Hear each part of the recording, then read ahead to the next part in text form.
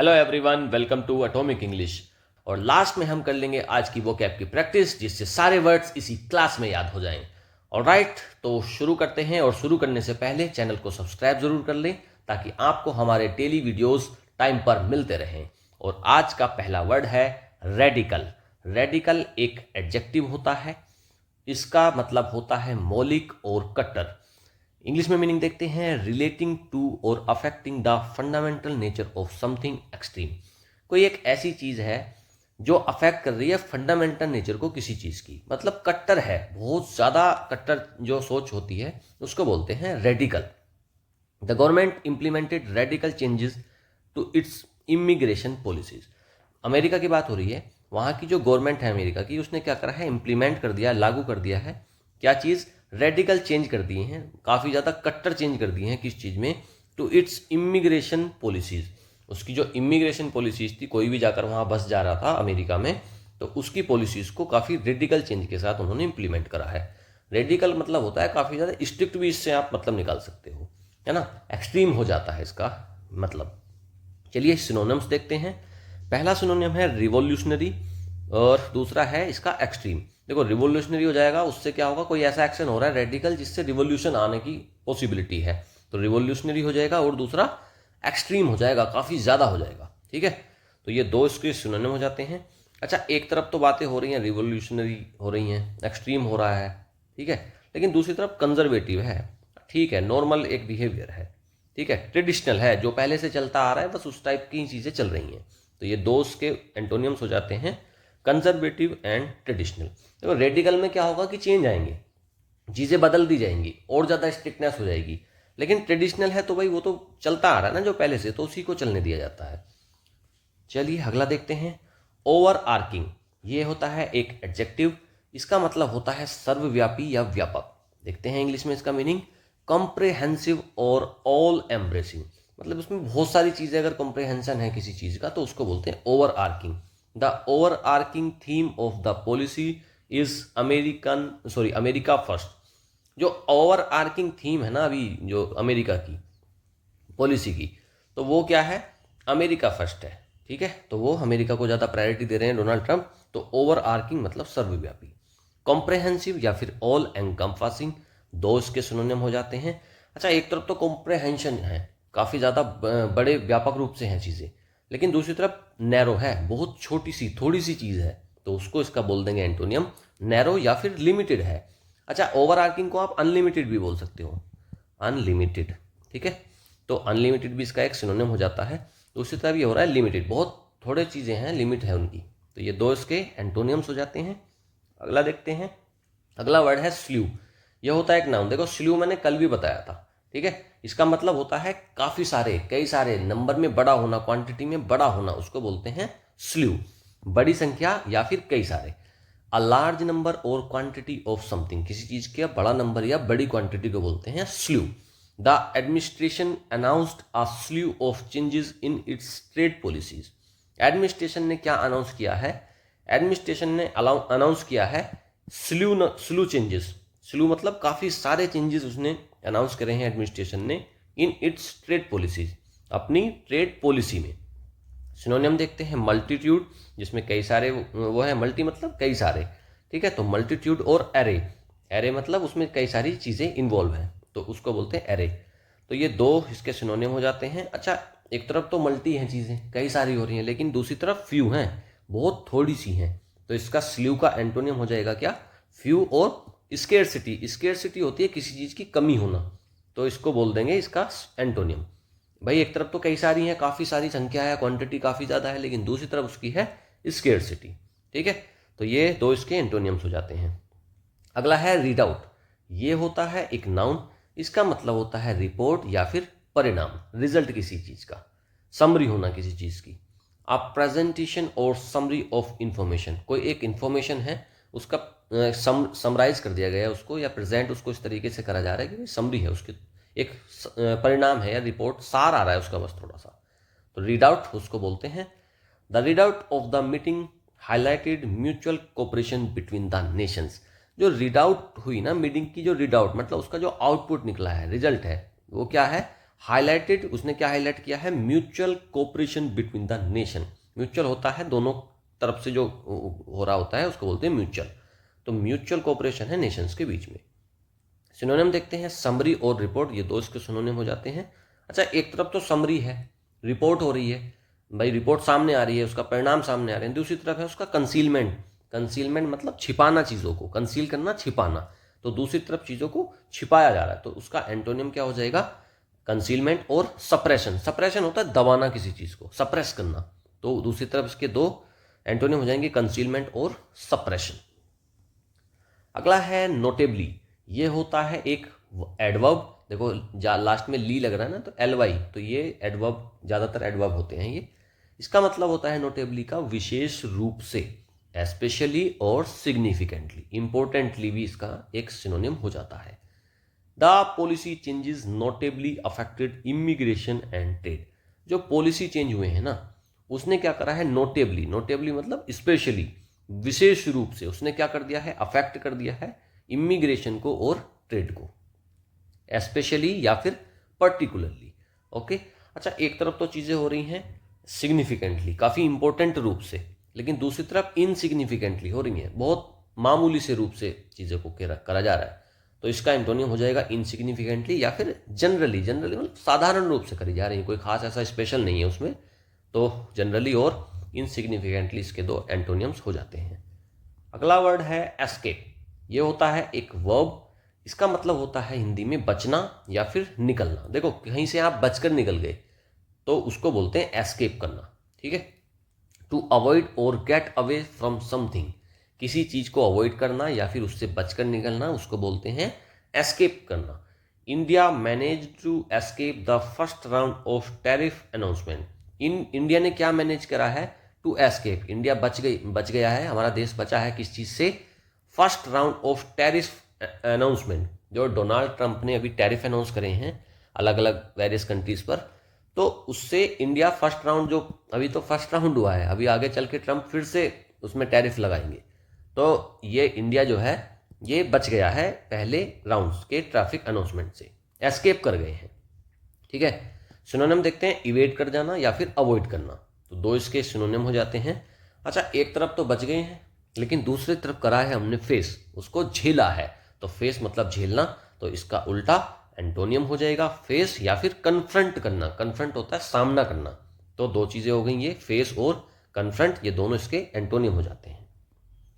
अगला है टैरिफ। देखो टैरिफ की बात आ रही है भाई, टैरिफ क्या होते हैं? ये एक नाउन होता है, इसका मतलब होता है शुल्क या कर। एक तरह का टैक्स लगा दिया जाता है, उसको बोलते हैं tariff. A tax imposed on imported और एक्सपोर्टेड गुड्स।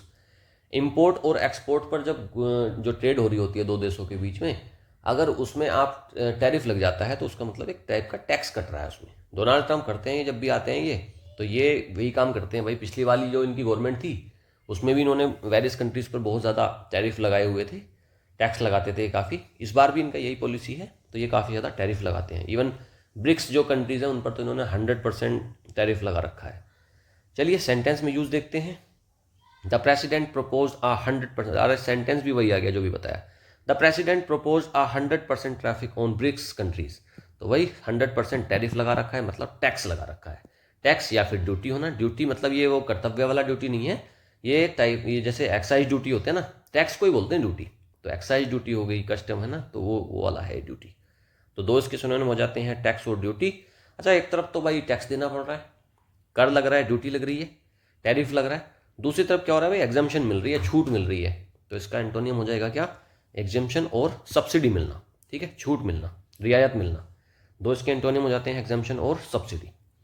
अगला वर्ड है इमर्जिंग। ये होता है एक एडजेक्टिव, उभरता हुआ या विकासशील। भाई इमर्ज कर रहा है, इमर्जिंग कंट्रीज हैं, मतलब बढ़ती हुई, डेवलप करती हुई, ग्रोइंग कंट्रीज, ठीक है। देखते हैं इसका मीनिंग इंग्लिश में। बिकमिंग अपरेंट और प्रोमिनेंट। प्रोमिनेंट बन रहे हैं आप विकास कर रहे हैं, ठीक है, आप चीज़ों को बढ़ा रहे हो, आगे इमर्जिंग कर रहे हो। India is an emerging economy. India क्या है? एक इमर्जिंग इकोनॉमी है, उभरती हुई, विकास करती हुई इकोनॉमी है, विथ सिग्निफिकेंट ग्लोबल इन्फ्लुएंस। और इसका क्या है? बहुत इंपॉर्टेंट, बहुत सिग्निफिकेंट ग्लोबल इन्फ्लुएंस है, मतलब पूरी दुनिया पर हमारा काफ़ी ज़्यादा इन्फ्लुएंस है। तो दो इसके सिनोनिम देखते हैं, डेवलपिंग और राइजिंग। इमर्जिंग मतलब डेवलपिंग, डेवलप कर रहे हैं हम। राइजिंग मतलब राइज कर रहे हैं, बढ़ रहे हैं आगे। तो दो सिनोनिम हो जाएंगे, डेवलपिंग और राइजिंग। अच्छा, एक तरफ तो हम विकास कर रहे हैं, बढ़ रहे हैं, डेवलप कर रहे हैं, राइज कर रहे हैं, लेकिन दूसरी तरफ हम कर रहे हैं डिक्लाइन, मतलब गिरावट आ रही है। तो इसका एंटोनियम डिक्लाइन हो जाएगा और दूसरा हो जाएगा सबमर्जिंग। ठीक है, तो अगला वर्ड देखते हैं। अगला वर्ड है क्रैक डाउन। ये एक नाउन होती है, इसका मतलब होता है कठोर कार्यवाही।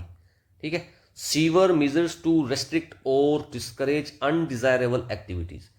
ऐसे सीवर मेजर्स लिए गए हैं जिससे कि क्या हो जाएगा भाई, रेस्ट्रिक्ट कर दिया जाएगा, डिस्करेज कर दिया जाएगा कुछ अनडिजायरेबल एक्टिविटीज को, कुछ ऐसे कर्म कार्यों को रोक दिया जाएगा, रेस्ट्रिक्ट कर दिया जाएगा जो हम नहीं चाहते हैं, अनडिजायरेबल हैं जो, तो उसको बोलते हैं क्रैकडाउन करना।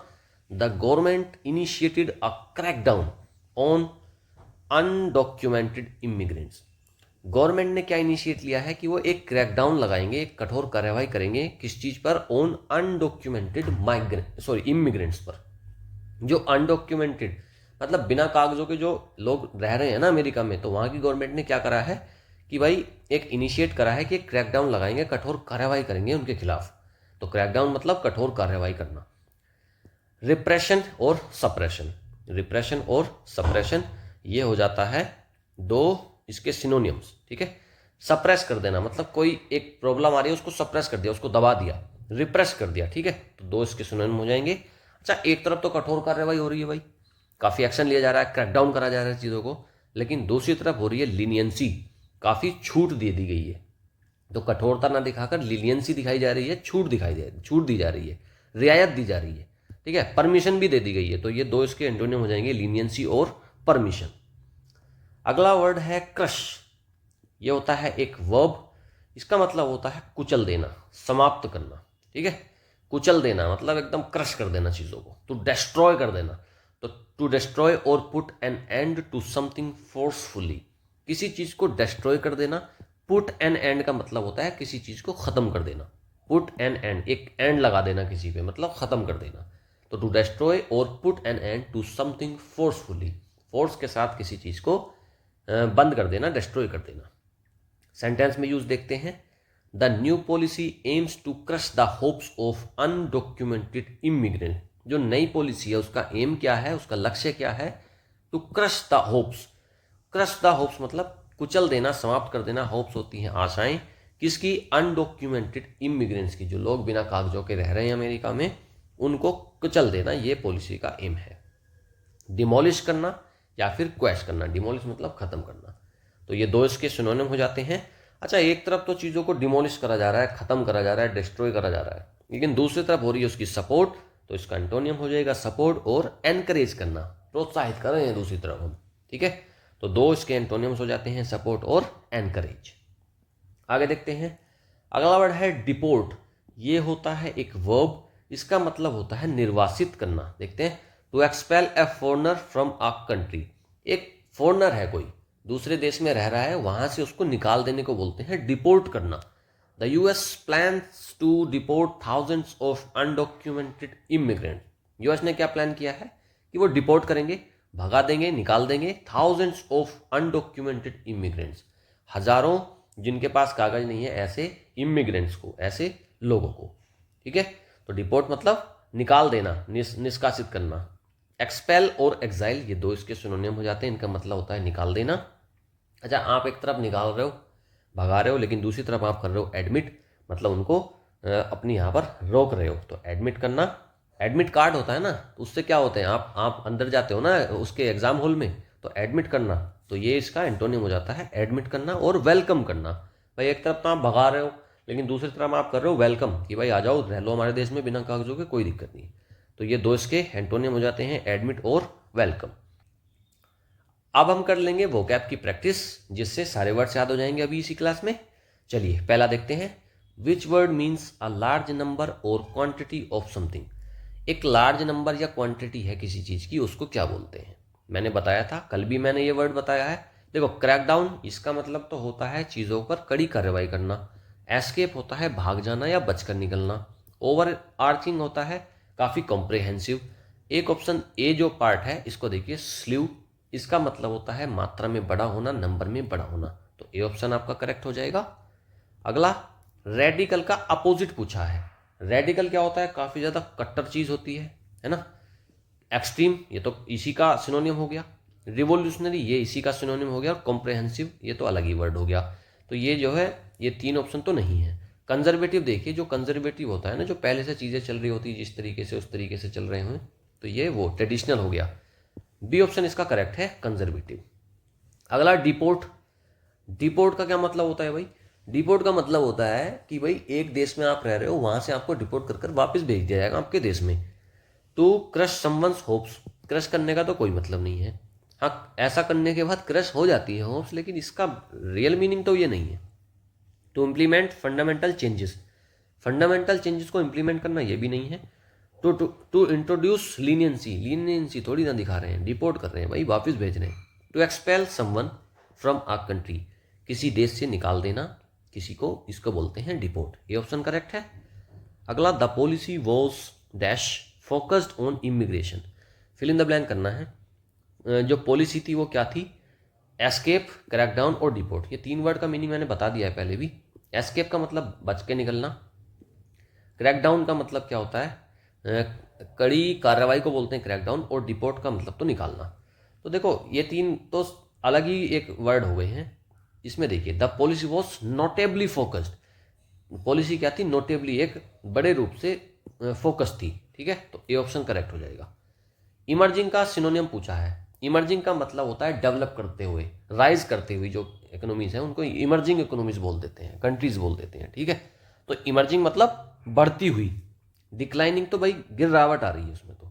सबमर्जिंग तो है नहीं, अपरेंट है नहीं। देखो राइजिंग और इमर्जिंग, राइज कर रहे हैं ना, इमर्ज कर रहे हैं, तो ये ऑप्शन इसका बी करेक्ट हो जाएगा। अगला है टैरिफ। टैरिफ क्या होता है ये पूछा है। मैंने बताया था टैरिफ होता है एक तरह का टैक्स, एक तरह की ड्यूटी होती है। एक रिपोर्ट है क्या इवेंट की? नहीं भाई।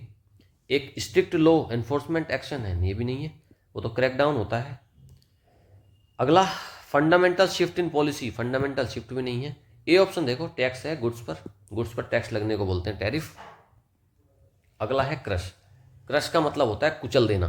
ठीक है, तो डिस्ट्रॉय करना, डिमोलिश करना, सपोर्ट। अच्छा, एंटोनियम पूछा है इसने, सिनोनिम नहीं पूछा, इसने पूछा है एंटोनियम। डिस्ट्रॉय करना, नष्ट करना, डिमोलिश करना और क्रैश करना, ये तीनों इसके हो जाते हैं सिनोनिम। ऑप्शन बचता है बी। आप एक तरफ तो डिस्ट्रॉय कर रहे हो, लेकिन दूसरी तरफ आप कर रहे हो सपोर्ट, तो सी ऑप्शन इसका करेक्ट हो जाएगा। क्रश का उल्टा हो जाएगा सपोर्ट। अगला ये पूछ रहा है कि जो एक ऐसा वर्ड बताओ इसमें से जिसका मतलब होता है severe measures to discourage activities. कुछ एक्टिविटीज़ हैं उनको डिस्करेज करने के लिए, उनको रोकने के लिए कुछ ऐसे मेजर्स लिए जाते हैं, उनको क्या कहते हैं? स्ल्यू तो बहुत सारे होते हैं नंबर में। रेडिकल कट्टर चीज़ हो गई। डिपोर्ट बदल देना। क्रैकडाउन को बोलते हैं भाई, क्रैकडाउन करने को बोलते हैं कि हम मेजर ले रहे हैं टू किसी एक्टिविटी को रोकने के लिए। बी ऑप्शन करेक्ट है। अगला है ओवर आर्किंग। ओवर आर्किंग का मतलब क्या है? ओवर आर्किंग का मतलब होता है कॉम्प्रहेंशन में होना चीज़ें, कॉम्प्रहेंसिव। ठीक है, बहुत ज़्यादा होना, डिटेल में होना चीज़ें। लिमिटेड इन स्कोप, लिमिटेड तो है नहीं, वो तो बहुत ज़्यादा है ना। फंडामेंटल इन नेचर है नहीं। डिफिकल्ट टू अंडरस्टैंड नहीं, ये भी नहीं है। बी ऑप्शन बचा, यही करेक्ट है, ऑल एनकम्पासिंग। अगला, the meetings dash highlighted mutual agreements. Meeting का क्या भाई? मीटिंग हुई होगी, उसका कुछ रिजल्ट निकला होगा, उसकी कुछ रिपोर्ट आई होगी, उसको बोलते हैं रीड आउट। मीटिंग की जो रीड आउट है, उसका जो रिजल्ट है वही है, उसने क्या करा है? हाईलाइट करा है म्यूचुअल एग्रीमेंट को। क्रश करना तो उसको खत्म कर देना, डिस्ट्रॉय कर देना, इसके भाग निकलना। क्रैकडाउन होता है कड़ी कार्रवाई, तो बी ऑप्शन इसका करेक्ट है। अगला वर्ड है, अगला क्वेश्चन है, एस्केप का मीनिंग पूछा है कंटेक्स्ट में। एस्केप का क्या मतलब होता है? बच के निकल जाना। To get caught by something, किसी से पकड़ा जाना, पकड़ा नहीं, बच के निकलना होता है। टू कंप्लीटली डिस्ट्रॉय समथिंग, ये तो क्रश करना होता है। टू अनाउंस अ चेंज, एक चेंज, नहीं ये भी नहीं है। बी ऑप्शन करेक्ट है। टू अवॉइड, अवॉइड करना या फिर गेट अवे हो जाना, किसी से बचकर निकल जाना, किसी चीज़ से। बी ऑप्शन करेक्ट हो जाएगा, टू अवॉइड और गेट अवे फ्रॉम समथिंग। तो ये हमने कर ली है आज के सारे वर्ड्स की प्रैक्टिस। होप आपको प्रैक्टिस के बाद सारे वर्ड्स परमानेंटली याद हो गए होंगे। आगे कहीं भी आपको ये वर्ड अगर देखने को मिलते हैं तो आपको पता चल जाएगा कि इसका मीनिंग क्या है। ऑलराइट, तो इसी के साथ आज की क्लास एंड होती है। अगर क्लास अच्छी लगी है तो लाइक, शेयर एंड कमेंट, और हाँ, जाने से पहले चैनल को सब्सक्राइब ज़रूर कर लें। Thank you, have a nice day, good bye.